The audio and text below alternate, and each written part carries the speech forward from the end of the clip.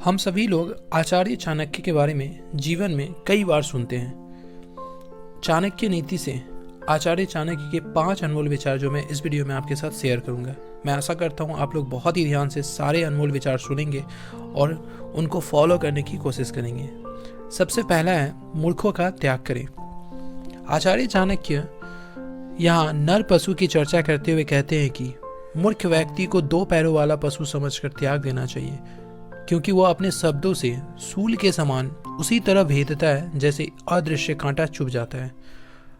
मूर्ख व्यक्ति मनुष्य होते हुए भी पशु ही है।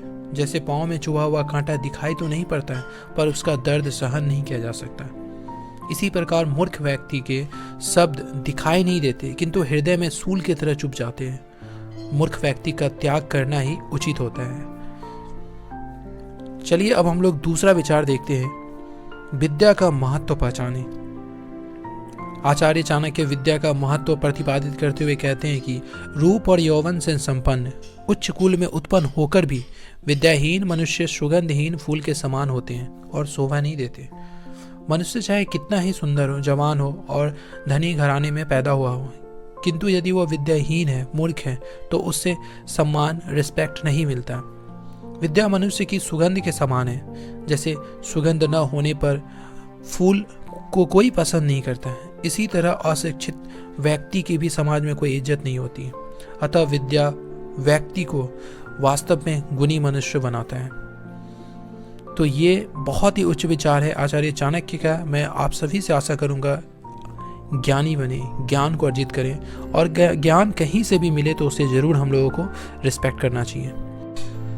आपने कई ऐसे लोगों से मिला होगा जो सकल सूरत को ज़्यादा वैल्यू देते हैं, पर यकीन मानिए ऐसा कुछ नहीं है। सूरत से सीरत बली। आचार्य चाणक्य रूप चर्चा करते हुए सूरत की अपेक्षा सीरत को महत्व देते हैं और कहते हैं कि कोयल का रूप उनका स्वर है, ना कि उनका काला रंग। पतिव्रता होना ही स्त्रियों की सुंदरता है। कुरूप लोगों का ज्ञान ही उनका रूप है तथा तपस्वियों का क्षमा भाव ही उनका रूप है। कोयल की सुरीली आवाज ही उनकी सुंदरता है और इसी से वे अपने प्रति आकर्षण पैदा करती है। एक स्त्रियों की सच्ची सुंदरता उनका पतिव्रत धर्म है। कुरूप व्यक्ति की सुंदरता उसकी विद्या है, क्योंकि ज्ञान से ही वो स्वयं का आत्म परिष्कार करके जग को प्रकाशित कर सकता है। तपस्वियों की सुंदरता सबको क्षमा करने है, क्योंकि तप से क्रोध पर विजय प्राप्त की जा सकती है। ऐसे ही उच्च विचार हैं चाणक्य जी का, जो हमें भी अपने जीवन में उतारना चाहिए। हमें लोगों के ज्ञान को वैल्यू देना चाहिए, ना कि सूरत को। चलिए अगला विचार है, परिश्रम से ही फल मिलता है।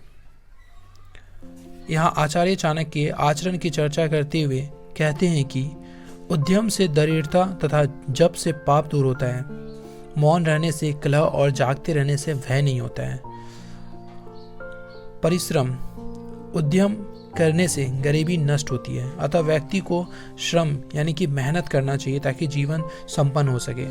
भगवान का नाम जपने से पाप दूर होते हैं, मन और आत्मा शुद्धि होती है, शुद्ध कर्म की प्रेरणा मिलती है, व्यक्ति दुष्कर्म से दूर होता है। चुप रहने से झगड़ा नहीं बढ़ता और अप्रिय स्थितियां टल जाती है तथा जागते रहने से किसी चीज का डर नहीं रहता है, क्योंकि सजगता से व्यक्ति चीजों को खतरे से पूर्व ही संभाल सकता है।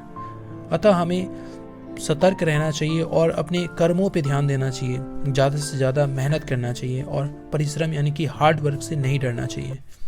आचार्य चाणक्य के अनुसार दोष कहाँ नहीं है। यह आचार्य चाणक्य का कथन है कि दोष कहाँ नहीं है।